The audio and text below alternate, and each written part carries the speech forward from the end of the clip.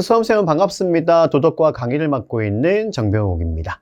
자, 26년 2회 검정고시가 실시가 되었죠. 그래서 이제 중졸 도덕 기출문제를 이제 함께 해설을 해볼 텐데요.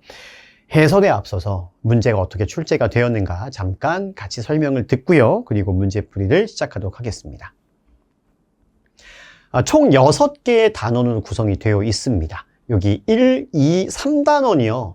저희 교재를 보시면 도덕 1 교육과정의 내용을 총 3개의 단원으로 이제 구성을 해놨고요. 그리고 4, 5, 6단원이요. 도덕 2 교육과정의 내용을 정리해서 넣어놨습니다. 그래서 중학교 교육과정에서 배우게 되는 도덕 1과 도덕 2가 모두 합쳐져서 6개의 단원으로 구성이 되어 있다라고 생각해 주시면 되고요. 지금 보시면 특이한 구조를 가지고 있습니다.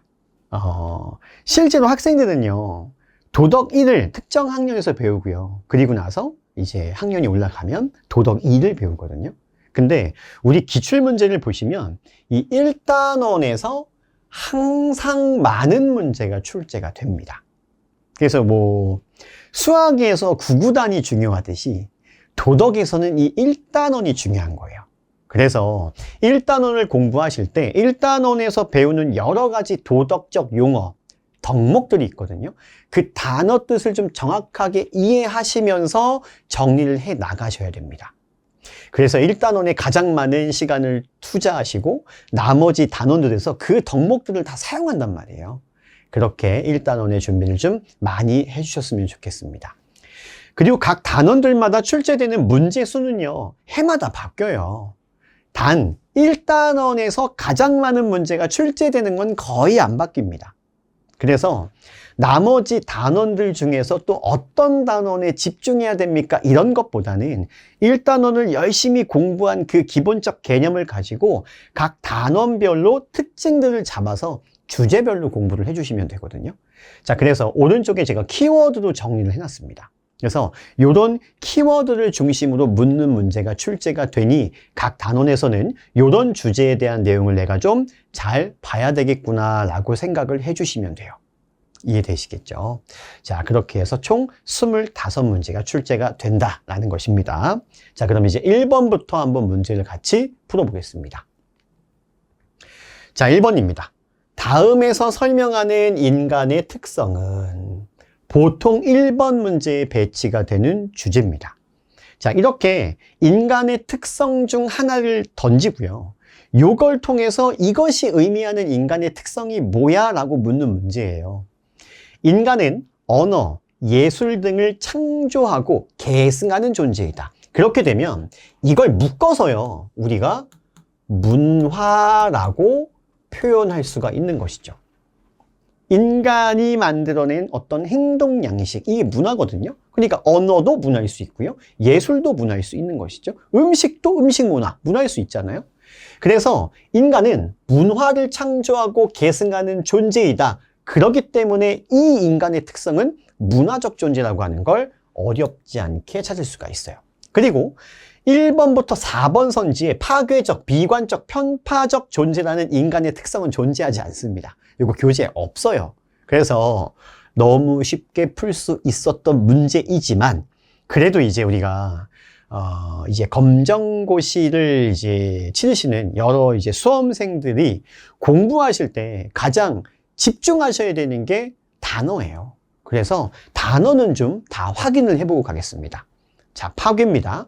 깨트려 허물어뜨린다 또는 헐어 망가뜨리는 걸 파괴라고 한다. 자, 비관입니다.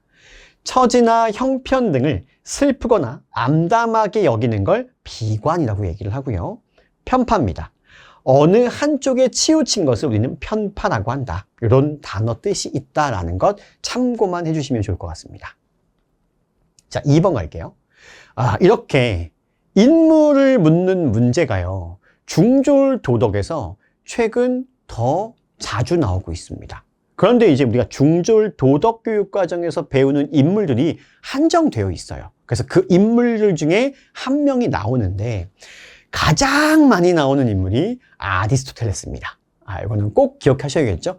저 인물은 자주 나오니 저 인물의 설명의 특징들을 좀 따로 정리해 둘 필요가 있다는 겁니다. 자, 고대 그리스 철학자입니다. 자, 여기서 고대 그리스 하면 누구밖에 없어요? 아리스토텔레스밖에 없어요. 그래서 바로 풀 수 있습니다. 또 갈게요. 중용을 가리킨다. 중용. 지나치지 않은 것, 부족하지 않은 것, 어떤 균형을 이루고 있는 것을 우리가 중용이라고 하는데, 중용이라고 하는 걸 굉장히 강조한 인물이다. 또 인간의 궁극적 목적을 행복이라고 주장합니다. 그래서 행복을 궁극적 목적이다라고 얘기했던 인물, 아리스토텔레스구나 라고 꼭 기억을 해 주셔야 되고요. 자, 나머지 인물들 앞으로 우리가 고졸 도덕에서도 만날 수가 있기 때문에 한번 확인해 보겠습니다. 자, 칸트라는 인물이에요. 행동의 동기와 의무를 중요하게 생각한 철학자입니다. 너가 그런 행동을 하게 된 이유가 마음속에서 일어난 그런 도덕적 생각, 즉 도덕적 규칙에 따른 행동이라면 그 행동은 도덕적이야 라고 보는 사람이거든요. 그래서 동기, 의무를 굉장히 중시한 인물입니다. 벤담이에요. 나중에 공리주의자라고 배우게 될 텐데, 최대 다수의 최대 행복이라는 걸 주장합니다. 많은 사람에게 얼마나 많은 쾌락, 행복을 줬냐에 따라서 그 행동은 도덕적이다, 도덕적이지 않다고 판단이 됩니다. 그래서 많은 사람에게 행복을 줬으면 그 행동은 도덕적인 거고요. 많은 사람에게 고통을 줬어요? 그건 도덕적이지 못한 행동이다라고 본다는 거예요. 자, 톨스토이입니다. 사랑과 비폭력을 실천한 소설가, 사상가입니다. 자, 아리스토텔레스의 습관을 통해 도덕이 무엇인지 우리가 알잖아요. 그럼 아는 것에서 멈추는 것이 아니라 그것을 지속적으로 실천하는 거예요. 뭐가 되게끔? 습관이 되게끔. 그래서 그런 덕을 기르는 것을 중요시하게 생각한 사람, 철학가가 아리스토텔레스입니다. 자, 3번 넘어갑니다. 진정한 행복을 추구하는 태도로 적절한 것을 보기에서 골라보세요 되어 있습니다. 기억, 바람직한 습관을 형성합니다.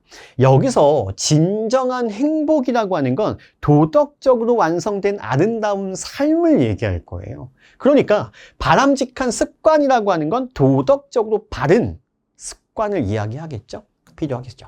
니은, 다른 사람의 말은 항상 무시한다. 이런 거는 안 좋죠. 다른 사람 말 무시하면 어떻게 돼요? 다른 사람도 나를 무시할 수 있겠죠. 그럼 다른 사람에게 무시를 당한 나는 행복할까요? 그렇지 않겠죠? 디귿, 회복 탄력성. 요게요. 최근에 이 회복 탄력성이라는 용어에 대해서 알고 있는가를 묻는 기출문제가 출제가 됐었습니다. 그래서 꼭 기억을 해주셔야 되고요. 회복 탄력성을 기르면 내 앞에 나타나는 여러 가지 어려움들을 잘 긍정적으로 이겨낼 수 있어요. 그래서 고난을 극복할 수 있다. 이것도 진정한 행복을 추구하는 데 있어서 필요한 것이다 라고 보셔야 됩니다. 자, 리을, 타인을 배려하지 않고 분노를 마음껏 표출한다. 화를 내면 행복해지나요? 화를 내면 더 화가 나죠. 혹은 다른 사람을 배려하지 않아요. 그럼 나도 배려를 받지 못합니다. 그렇게 되면 결국 행복한 삶을 살아가는데 어렵습니다. 그래서 상식선에서 푸셔도 푸실 수가 있는 것이죠. 니은 디귿에서 정답 2번이고요. 아래쪽에 제가 지금 설명을 코멘트를 넣었는데, 진정한 행복이란 단순히 순간적인 기쁨, 쾌락을 추구하는 것 아니라는 거예요. 물질적인 풍요로운 것, 그것도 아니라는 거죠. 그런 것에만 머무는 것이 아니라 삶 전체를 통틀어 느끼는 지속적이고 깊은 만족감과 보람을 진정한 행복이라고 볼 수 있는 거야. 그러니까 우리는 어떤 순간순간 느껴지는 그런 직접적인 쾌락 이런 걸 추구하는 것보다는 깊고 오래가는 정신적 쾌락을 추구하는 것이 좋다라는 것이죠. 자, 4번 가겠습니다. 다음에서 설명하는 용어로 옳은 것도 있습니다. 나는 누구인가? 라는 물음을 통해 알게 되는 자신의 모습이에요. 자신의 모습. 요거는 자아죠. 이거는 사회교과에서도 이미 배우시는 내용입니다. 그죠? 그래서 어렵지 않게 1번 자아라는 걸 찾을 수가 있습니다. 나머지 선지들을 보세요.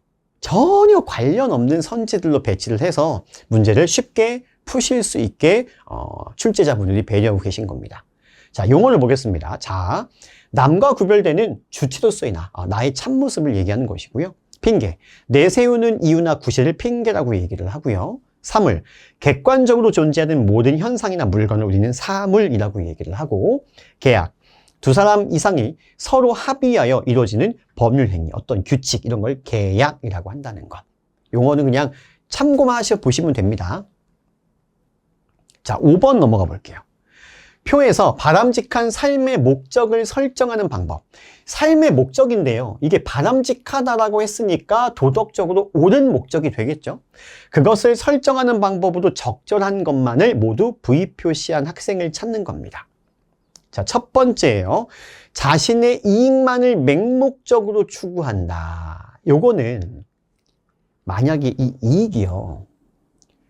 금전적 이익이라고 볼게요. 그러면 이 사람은요, 자신의 돈벌이에만 관심을 갖고 맹목적으로 그 돈을 버는 것에 집중하겠죠. 그렇게 되면 진정한 자신의 행복한 삶을 놓치게 됩니다. 그래서 이건 바람직한 삶의 목적이라고 볼 수가 없는 것이죠. 그래서 이걸 적절하다고 체크한 A하고 D는 탈락이에요. 두 번째입니다. 추구하는 가치가 도덕적인지 확인한다. 매우 중요하죠. 내가 어떤 삶의 목적을 추구하는데 그 목적 안에 있는 가치라고 하는 것이 도덕적 가치에 어긋나는 경우에는 그건 바른 삶의 목적을 볼 수 없는 것이죠. 그래서 도덕적 가치인지를 꼭 확인해야 됩니다. 요거 맞는 거예요.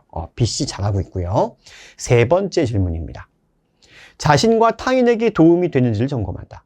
나의 삶이 반드시 나만을 위해서 산다? 요건 조금 바람직하지 못하다고 보겠죠. 나를 위해 살기도 하지만 나의 삶이 다른 사람에게도 긍정적 영향을 끼칠 수 있는 삶이라고 한다면 더 바람직하고 아름다운 삶이 될 수 있다는 겁니다. 그래서 자신과 타인에게 도움이 될 수 있는 삶의 목적을 설정할 수 있어야 됩니다. 맞죠? 그래서 요 두 가지를 맞다고 한 C 학생이 바르다라고 볼 수 있는 것이죠. 자, 아래 바람직한 삶의 목적에 대해서 제가 코멘트 다한 거 잠깐 보겠습니다. 인간이 일생을 살아가며 궁극적으로 도달하고자 하는 가치 있는 방향이자 삶의 의미와 보람을 부여하는 그 기준을 바람직한 삶의 목적이라고 얘기를 합니다. 자, 6번 가볼게요. 다음은 서술형 평가 문제와 학생 답안입니다. 밑줄 친 기억, 리을 중 적절하지 않은 겁니다. 진정한 우정이고요. 우정에 대해서 문제가 출제가 됐을 때 관련된 사자성어만 묻지 않으면 쉽죠. 네. 그런 문제는 아니었죠. 쉬운 문제였습니다. 친구 간에는 비판과 충고를 해서는 안 되고 할 수 있어야 돼요. 잘 보셔야 됩니다. 이게 비난은 안 돼요. 비난은 상대방의 잘못된 점들을 끄집어내서 의도적으로 계속 얘기하는 게 비난인 거예요. 비난은 안 되는데 비판이라고 하는 건 되는 거예요. 옳고 그름을 따지는 거잖아요. 야, 너의 이런 행동은 올바르지 못해. 그렇게 행동하면 안 돼, 친구야. 라고 얘기해 줄 수 있어야 되죠. 그러니까 비판은 돼요. 역시 그런 충고 됩니다. 안 되고 틀렸어요. 그럼 정답 바로 1번 나온 거죠. 니은입니다. 믿음을 바탕으로 고민을 나눠야 한다. 그래서 친구가 나를 믿고 나에게 해준 말들을 다른 친구에게 전달하는 거 옳지 않은 거죠. 그래서 믿음을 바탕으로 고민을 나눈다 좋고요. 또한 친구는 디귿 서로 어려울 때 필요한 도움을 제공해야 된다. 맞죠? 리을 선의의 경쟁을 통해 즉 경쟁을 하면 안 되는 게 아니에요. 서로가 발전할 수 있는 선의의 경쟁은 필요한 거죠. 통해서 함께 발전하는 존재, 진정한 우정이라고 볼 수 있습니다. 자, 어렵지 않게 1번 체크했고요. 7번 갑니다. 다음 중 도덕적 신념의 사례로 가장 적절한 것은 되어 있습니다. 자, 아래쪽에 도덕적 신념이 무엇인지 먼저 보겠습니다. 도덕적 가치와 규범, 예를 들어 정의, 정직, 책임, 배려 등 여러 가지가 있겠죠. 이 참되고 옳음을 굳게 믿어요. 그것이 내가 추구하는 그 가치가 옳은 거야 라고 굳게 믿는 것. 그것을 자신의 삶의 원칙으로 삼아서 흔들리지 않는 마음의 태도, 이런 걸 신념이라고 얘기를 하는데 앞에 도덕적 신념이라고 되어 있죠. 그러니까 신념 중에서도 도덕적이지 못한 신념이 존재할 수 있어요. 그러니까 그런 신념을 가진 사람은 도덕적 행동을 할 수가 없습니다. 그러니까 우리가 신념을 가질 때 그 신념이 도덕적 신념을 갖게 하려면 노력하고 열심히 공부해야 돼요. 도덕 공부를. 아시겠죠? 자, 1번 갑니다. 생명을 경시하면 안 되죠. 생명은 모두 소중한 거니까 도덕적 신념이라 볼 수 없습니다. 2번, 사회 발전에 기여할 수 있어야 되죠. 나로 인해 다른 사람의 삶이 성장할 수 있도록 도울 수 있어야 됩니다. 이것도 아니고요. 3번, 보편적 가치. 이 보편적 가치를 우리가 도덕적 가치라고 해석해 본다면 도덕적으로 중요한 가치들을 행해야 돼요. 지향해야 됩니다. 맞죠? 4번, 다른 인종에 대한 편견은 버려야 되는 태도잖아요. 그래서 편견을 가지면 안 됩니다. 그래서 정답 3번 체크하고요. 8번 갑니다. 다음에서 설명하는 인권의 특징입니다. 자, 인권의 특징 아래 먼저 볼게요. 적성과 충동성이라는 용어를 좀 먼저 보겠습니다. 적성, 어떤 일에 알맞은 성질이나 능력을 적성이라고 얘기를 하고요. 충동성입니다. 순간적인 감정이나 자극에 휩싸여 행동하려는 그 성향을 충동성이라고 하고요. 이제 요 네 가지가 인권의 특징입니다. 요거는 계속 나와요. 고졸에 가도 나옵니다. 천부성, 인간이 태어나면서부터 하늘로부터 부여받은 인간이라면 당연히 누릴 수 있는 그 권리를 인권이라고 합니다. 그 천부인권, 천부성을 갖고 있다 이렇게 얘기를 하고요. 보편성입니다. 성별, 인종, 계급, 신분과 같은 이런 조건들은 불필요해요. 관계없이 모든 사람이 똑같이 누릴 수 있는 권리이기 때문에 보편적 권리, 보편성을 띈다 이렇게 얘기를 합니다. 자, 불가침성이에요. 국가나 다른 사람이 부당하게 침해할 수 없고요. 그리고 남에게 줄 수도 없어요. 이런 걸 불가침성이라고 한다는 것. 자, 항구성입니다. 인권은 어느 특정 기간에만 보장되는 것이 아니라 일시적 권리가 아니라 영원히 보장되는 영구적 권리다. 그래서 항구성, 항구적 권리다 이렇게 설명을 합니다. 근데 얘도 사회에서 배우잖아요. 그죠? 도덕과 사회교과가 겹치는 부분이 많습니다. 어느 누구도 다른 사람의 인권을 함부로 침해해서는 안 됩니다.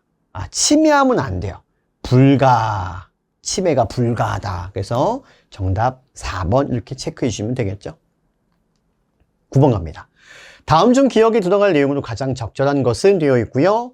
봉사에 대해서 이야기를 합니다. 자, 이웃에게 관심을 가지고 배려한다. 그럼 봉사, 올바른 봉사와 관련된 걸 찾는 문제니까 1번, 봉사활동에 지속적으로 참여할 수 있어야 됩니다. 일시적인 것이 아니라 지속성을 갖고 봉사활동에 참여할 수 있어야 되고요. 2번입니다. 보상심리를 가지고 내가 이 봉사하면 나에게 뭔가를 해주겠지? 이런 보상심리를 가지고 대가를 요구하는 건 올바르지 못하죠. 이 봉사의 대상이 되는 사람을 존중하고요. 그리고 그 사람의 삶에 큰 변화를 줄 수 있는 나의 어떤 희생을 감내할 수 있어야 돼요. 3번입니다. 성의 없는 태도로 임하여 상대방을 실망시키면 당연히 안 되죠. 4번, 상대방의 의사를 무시하고 자신의 방식만을 강요한다. 그 봉사 대상자를 존중하고 배려할 수 있어야 된단 말이에요. 이것도 잘못됐죠? 그래서 정답은 1번이다 라고 체크해 주시면 됩니다. 자, 10번 갑니다. 다음 중 화목한 가정을 이루기 위한 노력으로 적절하지 않은 것. 이건 누구나 다 아실 거예요. 다 가정을 이루고 살고 계시니까. 자, 아래쪽에 용어 보겠습니다. 역지사지. 워낙에 중요한 사자성어이기 때문에 여기 나오기 때문에 잠깐 보는 거예요. 상대방의 입장에서 헤아리고 이해해 보려는 태도를 역지사지다. 즉, 다른 사람, 상대방의 입장에서 생각해 보는 태도. 그리고 트집입니다. 공연히 남의 조그만 흠을 들추어 불평하거나 말썽을 부리는 행위를 트집이라고 얘기를 해요. 자, 1번입니다. 서로 존중하는 마음으로 소통할 수 있어야 화목한 가정을 이룰 수 있는 것이죠. 2번입니다. 부모를 공경하는 마음으로 효를 실천해야 된다. 필요하죠. 3번, 역지사지의 자세로 서로의 입장을 해야 된다. 맞죠? 4번, 상대방의 행동에 트집을 잡아 갈등을 만들면 가정이 화목하지 못하겠죠. 그래서 쉽습니다. 정답 4번 체크할게요. 11번 가겠습니다. 다음 중 기억에 들어갈 용어도 적절한 것은 되어 있습니다. 음악, 영화, 소설 등을 불법으로 복제하거나 불법으로 거래하는 행위는 모두 불법이죠. 그 불법 행위는 타인의 이것을 침해한대요. 타인의 권리를 침해하는 것이죠. 그럼 그 권리를 어떤 용어로 설명을 해야 되는가? 지식재산권 이렇게 설명할 수 있겠죠. 그래서 어렵지 않았습니다. 나머지 용어 볼게요. 절대적 빈곤이라고 하는 건 사람이 사람답게 살아가는 데 있어서 필요한 아주 최소한의 조건이 있을 거 아닙니까? 그것을 이루지 못하는 걸 절대적 빈곤이라고 얘기를 해요. 그래서 최소한의 필수품, 식량, 의복, 주거 등조차 얻지 못하여 생존 자체가 어려운 상태를 절대적 빈곤이라고 얘기를 하고, 민족 동질성입니다. 한 민족이 오랜 역사적 과정 속에서 공동의 언어와 문화와 역사와 풍습과 가치관 등을 공유하고요, 지녀온 서로 같은 성질을 민족 동질성이라고 한다는 것, 용어만 체크하고 갈게요. 12번 가보겠습니다. 다음 중 기억이 들어갈 용어로 가장 적절한 것은 환경 친화적 생활 방법입니다. 즉 환경이 보호되는, 환경이 파괴되지 않는 그런 생활 방법에 대해 묻는 거죠. 이것도 상식 문제입니다. 불필요한 조명을 끄면서 에너지를 절약을 하고요, 가까운 거리는 걸어서 이동하니까 건강에도 좋고 온실가스 배출도 줄일 수 있는 것이죠.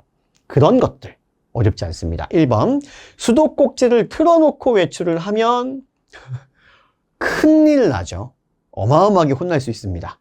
2번 식사할 때마다 잔반을 많이 남기는 것, 이것도 불필요하게 자원이 낭비될 수가 있습니다. 그리고 환경이 파괴될 수 있고요. 3번 언제나 일회용 종이컵만을 사용하는 것, 이것도 자원 낭비, 환경 오염을 유발할 수 있습니다. 4번 재활용이 가능한 쓰레기를 분리배출을 잘 해서 자원 고갈의 시기를 늦출 수 있겠죠. 그래서 요거 바람직한 태도 어렵지 않게 4번 체크하고요. 13번입니다. 자, 13번 넘어가시면 기억에 공통으로 들어갈 용어에 대해서 묻고 있습니다. 이런 문제를 잘 보셔야 돼요. 이것을 통해 합의 안을 도출할 수 있다. 합의 안이라고 하는 건 서로 갈등을 빚고 있는 당사자끼리 이렇게 하기로 약속한 걸 얘기하는 거겠죠. 그 다음 당사자들이 대화하여 갈등을 평화적으로 해결하는 방법입니다. 이게 갈등을 해결하는 여러 가지 방법 중에 우리가 이제 재판이라는 과정이 있잖아요. 재판을 받지 않아도 당사자끼리 대화를 통해서 문제를 해결할 수가 있는데, 그 중에서 가장 긍정적이고 바람직한 방법에 대한 설명입니다. 협상이죠. 그 갈등을 빚고 있는 당사자들이요, 서로 열린 마음을 갖고 대화하면서 서로 양보하면서 갈등을 평화적으로 해결하는 방법, 협상입니다. 자, 나머지 용어 볼게요. 첫 번째 선지의 비난, 남의 잘못이나 결점을 헐뜯어 말하는 것, 탐욕, 분수에 넘치게 지나치게 탐하는 욕심, 협상, 어떤 문제를 해결하기 위하여 서로 의논하고 협의하는 것, 독단, 남의 의견을 듣지 아니하고요, 혼자서 제멋대로 판단하고 결정하는 걸 독단이라고 합니다. 제가 용어를 자꾸 이제 정리를 해드리는 이유는 뭐냐면, 같은 용어가 매번 기출 때 반복돼 쓰여요. 그럴 때 그 단어의 뜻을 좀 정확하게 알고 계시면 문제 푸는데 도움이 많이 되시기 때문에 계속 보여드리는 거예요. 꼭 외워야 된다는 건 아니고요. 이런 단어들이 이런 뜻이구나라는 것들을 참고하시면서 넘어가 주시면 됩니다. 자, 14번 가겠습니다. 다음 중 기억에 들어갈 말로 가장 적절한 것은 되어 있고요. 경제적으로 어려운 사람들에게 생계비를 지원하는 제도가 왜 필요할까요? 라고 물어봤습니다. 자, 생계비는 뭐냐면요, 사람이 살아가는 데 필요한 돈, 이걸 생계비라고 얘기를 하고요. 나와 있는 용어 중에 열등감 보겠습니다.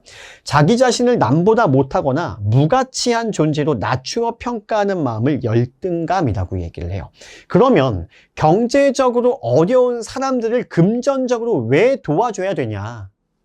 열등감을 주기 위해서예요? 말도 안 되고요. 2번, 공동체를 분열시키기 위해서 그런 제도가 있을까요? 아니죠. 3번, 사회적 약자를 배려하기 위해서죠. 경제적으로 어려운 사람들은 사회적으로 약자고요. 그들은 인간다운 삶을 살기 어려워요. 그렇게 되면 그들의 인간다운 삶을 우리가 보장해주지 못하면 나도 언젠가 그런 상황에 처해졌을 때 나도 인간답게 살 수가 없다고요. 이해되시죠? 그렇기 때문에 필요한 겁니다. 정답 3번이죠. 4번, 타인에 대한 무관심해지는 사회를 만들려고 이러는 거예요. 이것도 아니죠. 자, 15번 갑니다. 통일한국이 지향해야 하는 모습으로 적절한 것. 당연히 바람직한 이야기를 찾으셔야 되는 거고요. 기억, 인간 존엄성이 보장되는 통일한국이어야 되겠죠? 맞습니다. 니은, 강압적인 독재 체제를 지향하면 안 되겠죠. 요거는 바람직하지 못합니다. 민주적인 국가가 탄생돼야 되겠죠. 디귿입니다. 문화는 폐쇄적이고 획일적이어야 됩니까? 마치 지금 현재 북한처럼? 그러면 안 되겠죠.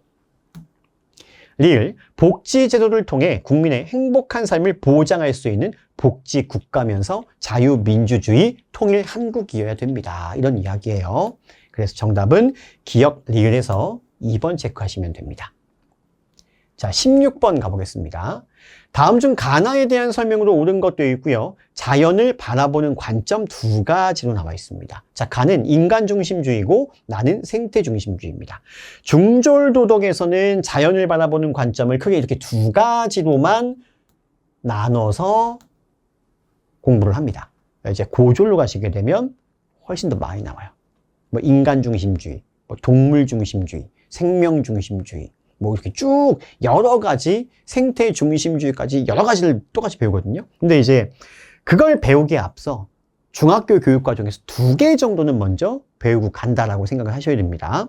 자, 1번 가예요. 인간은 본래적 가치가 있어요. 그렇기 때문에 인간에게는 우리가 인간은 도덕적인 존재로 바라봐야 된다는 거예요. 그래서 인간과 관련된 것들은 도덕적으로 옳은지 그른지를 판단해야 돼. 인간은 본래적 가치가 있어 라고 보는 입장이 인간 중심주의요. 단 인간만 있다고 봅니다. 되셨죠? 2번입니다. 가, 자연을 절대로 이용해서는 안 돼. 인간이 만물의 영장이기 때문에 자연을 적극적으로 이용할 수 있는 권리를 신이 인간에게 줬어. 그래서 우리는 자연을 활용할 수 있어 라고 보는 입장이에요. 안 된다고 보는 입장이 아닙니다.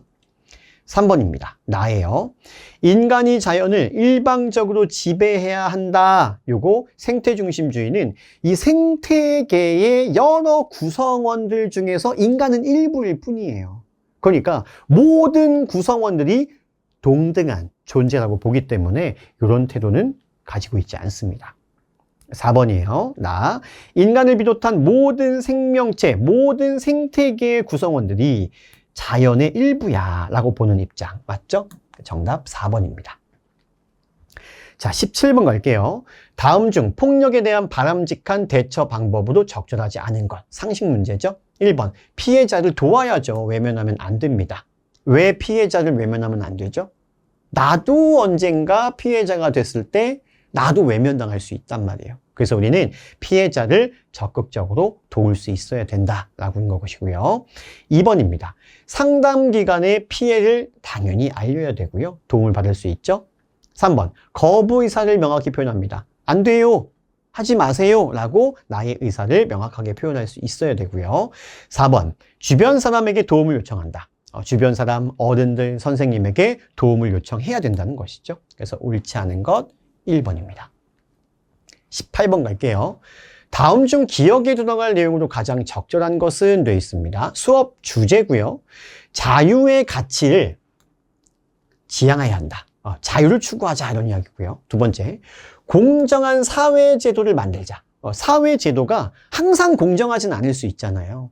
잘못된 사회제도가 있을 수 있습니다. 그런데 이 사회제도라고 하는 것이 공정하지 못하게 되면 당연히 그 제도에 영향을 받는 국민들 중에 일부가 차별을 받으면서 바람직한 삶을 살지 못하겠죠. 행복한 삶을 살지 못하겠죠.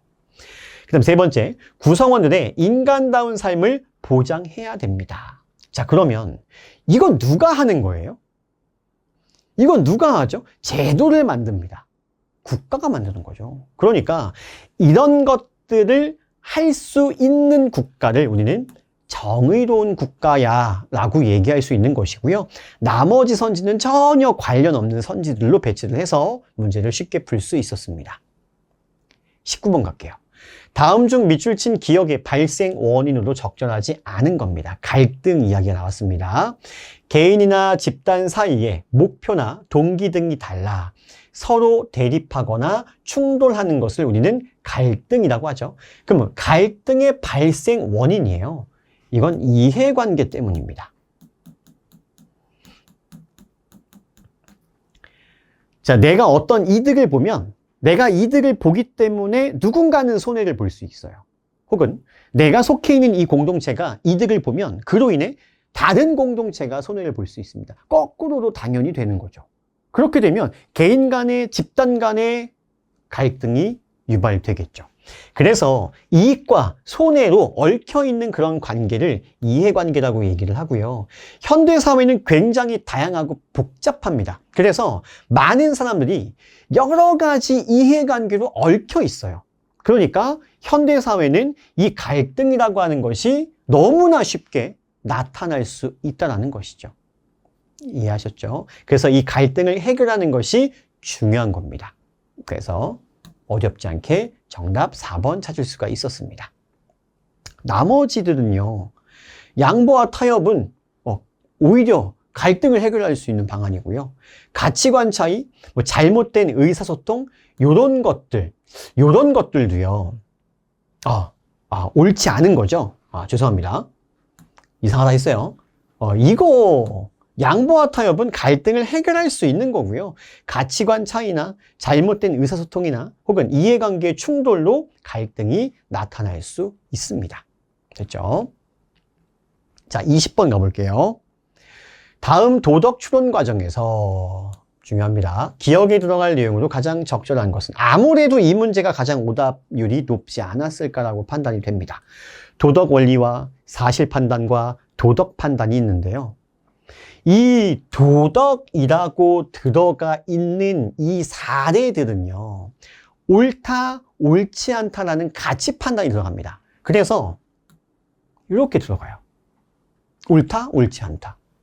그럼 여기에도 옳다, 옳지 않다가 들어가겠죠? 그럼 찾아볼게요. 옳지 않다, 옳지 않다. 이 두 가지가 들어갔겠죠. 그럼 정답은 둘 중에 하나겠죠. 자, 사실 판단은요, 가치 판단이 아니에요. 당연히 그러한 것을 설명하는 겁니다. 물건을 훔치는 것, 절도죄죠. 이건 다른 사람에게 피해를 주는 행위이죠.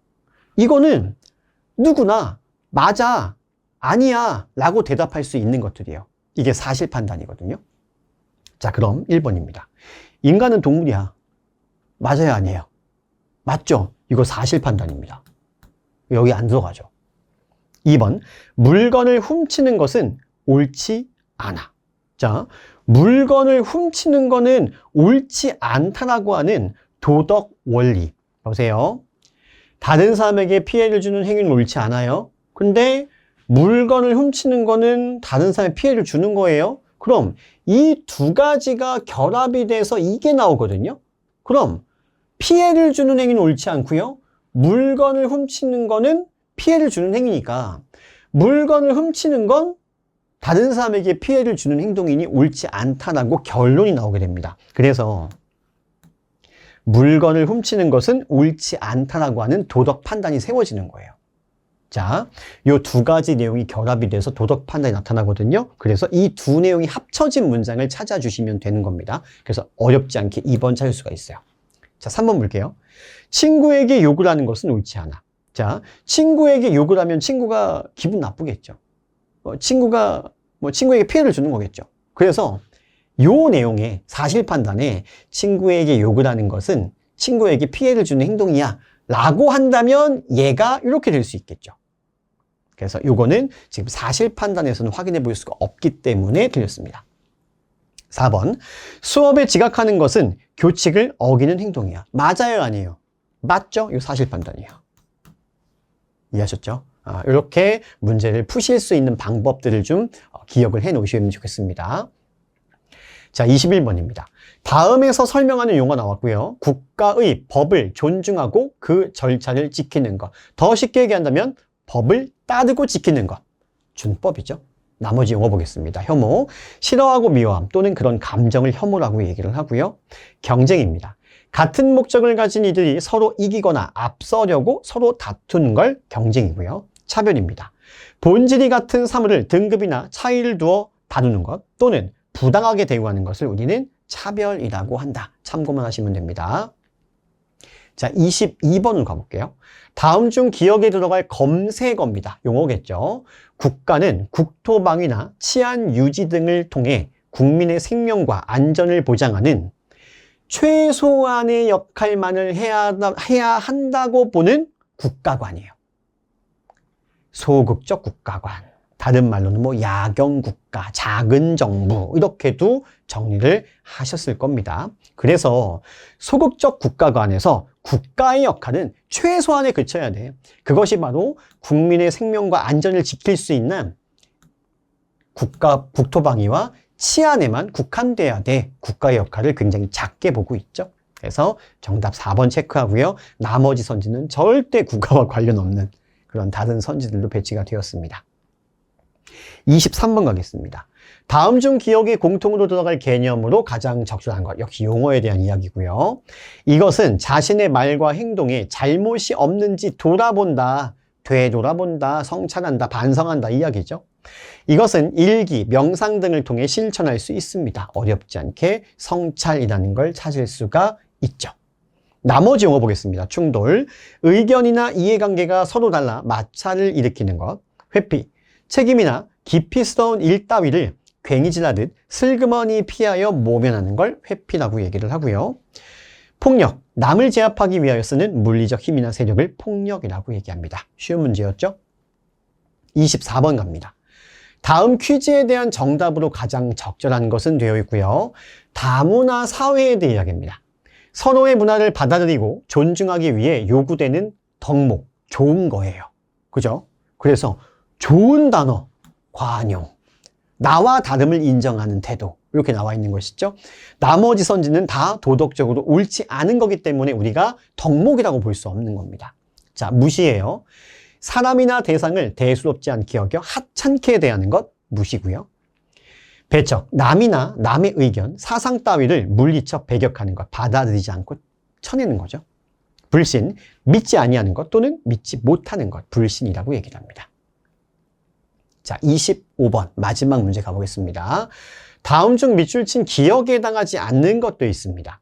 모든 구성원의 권리와 이익을 보장하고 사회 발전을 도모하려면 반드시 부패를 예방해야 돼 라는 거야. 자, 부패 볼게요. 정치, 경제, 사회 분야 등에서 조직이나 개인이 도덕적으로 타락하거나 부정한 행위를 저지르는 것들 우리는 부패라고 얘기를 하고요. 부패 예방과 관련 없는 거 찾는 거죠. 1번, 부정한 청탁을 하는 건 그 행위 자체가 부패예요. 그래서 부패 예방에 해당하지 않습니다. 정답 바로 1번 나왔고요. 2번, 청렴의식을 기른다. 필요하죠? 3번, 반부패, 부패에 반하는, 자, 부패를 반대하는, 싫어하는 그런 문화가 세워지면 부패라고 하는 것에 대해서 우리 국민들이 싫어하니까 부패 예방에 도움이 되겠죠? 4번, 부패 방지 제도를 만들자. 부패라고 하는 것이 제도적으로 발생하기 어려운 그런 구조를 만들어낸다면 부패 예방에도 도움이 되겠죠. 자, 이렇게 해서 1번 체크하겠습니다. 시험을 보신 분도 있고요. 다음 시험을 준비하시는 분들도 계시겠죠. 그래서 항상 저희 EBS가 여러분들의 합격을 기원하고 있으니까요. 해설 강의를 보시면서 이렇게 공부하면 되겠구나라는 좀 자신감을 느끼셨으면 좋을 것 같습니다. 저하고는요, 이제 다른 강좌에서 또 다른 강의에서 다시 만나도록 하겠습니다. 해설 강의 들으시나 고생 많으셨습니다. 수고하셨습니다.